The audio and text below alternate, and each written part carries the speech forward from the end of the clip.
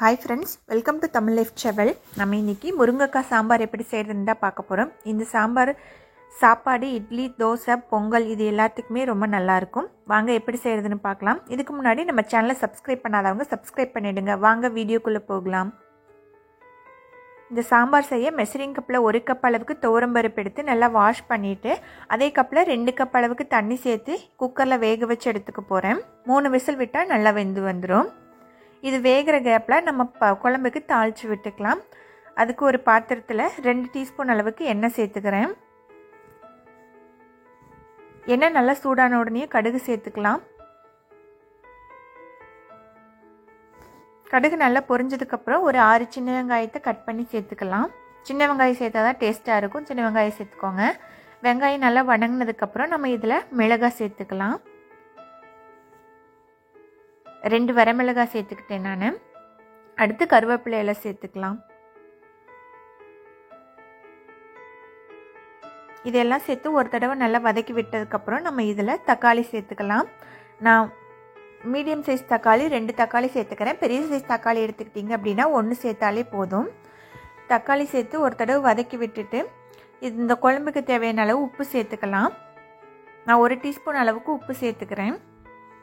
அது கூடவே கொஞ்சோண்டு மஞ்சத்தூள் சேர்த்துக்கலாம்.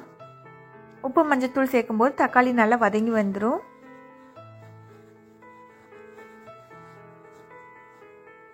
பாருங்கள், தக்காளி நல்லா வதங்கி வந்துருச்சு. இப்போ நம்ம குழம்புக்கு தேவையான காய் சேர்த்துக்கலாம். நான் இன்றைக்கி முருங்கைக்காயும் கத்திரிக்காயும் தான் சேர்த்துக்கிறேன்.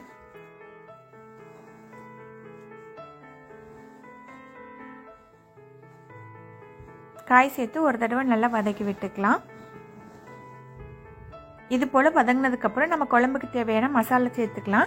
நான் 2 டீஸ்பூன் அளவுக்கு வீட்டில் அரைச்ச குழம்பு மிளகாய் தூள் சேர்த்துக்கிறேன். இது இல்லாதவங்க கடையில் வாங்குகிற சாம்பார் பவுடர் இருந்தால் அது 1 டீஸ்பூன் சேர்த்துக்கோங்க. அது கூட 1 டீஸ்பூன் அளவுக்கு மல்லித்தூள் சேர்த்துக்கோங்க, சரியாக இருக்கும்.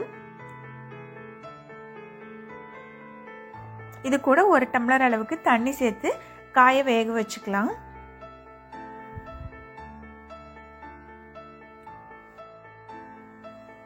இப்போ பார்த்தீங்கன்னா காய் வெந்து வந்துருச்சு. இப்போ நம்ம இதில் புளி தண்ணி சேர்த்துக்கலாம். காய் வெந்ததுக்கப்புறம் தான் புளி சேர்க்கணும். ஃபஸ்ட்டே சேர்த்துட்டிங்க அப்படின்னா காய் வேகாது. நான் இன்றைக்கி ஒரு சின்ன லெமன் சைஸ் அளவுக்கு புளியை ஊற வச்சு நல்லா கரைச்சி இதில் சேர்த்துக்கிட்டேன்.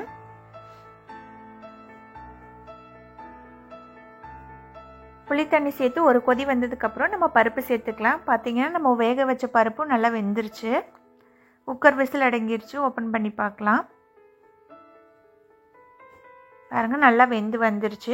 இப்போ புளி தண்ணி ஒரு கொதி வந்ததுக்கப்புறம் நம்ம இதில் பருப்பு சேர்த்துக்கலாம். பாருங்கள், கொதிச்சு வந்துருச்சு. இப்போ நம்ம இதில் பருப்பு சேர்த்துக்கலாம்.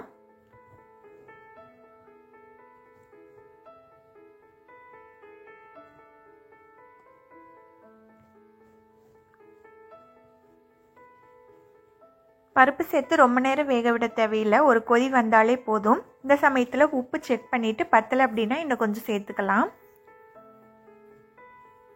பாருங்கள், பருப்பு சேர்த்து ஒரு கொதி வந்துருச்சு. இப்போ மல்லி இலை தூவி நம்ம இறக்கிட்டோம் அப்படின்னா சூப்பரான சாம்பார் ரெடி.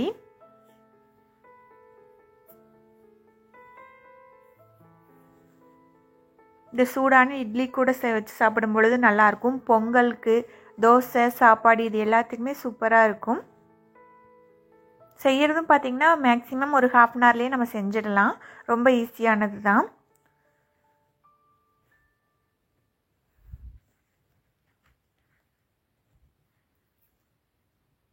நான் இன்றைக்கி சாப்பாட்டுக்கு தான் இந்த சாம்பார் வச்சுருக்கேன். இதுக்கு பார்த்திங்க அப்படின்னா சாப்பாட்டு கூட சாம்பார் வச்சு வடகம் வச்சு சாப்பிட்டாலே ரொம்ப டேஸ்ட்டாக இருக்கும். இதே போல் நீங்களும் செஞ்சு பார்த்துட்டு எப்படி இருக்குன்னு ஃபீட்பேக் சொல்லுங்கள்.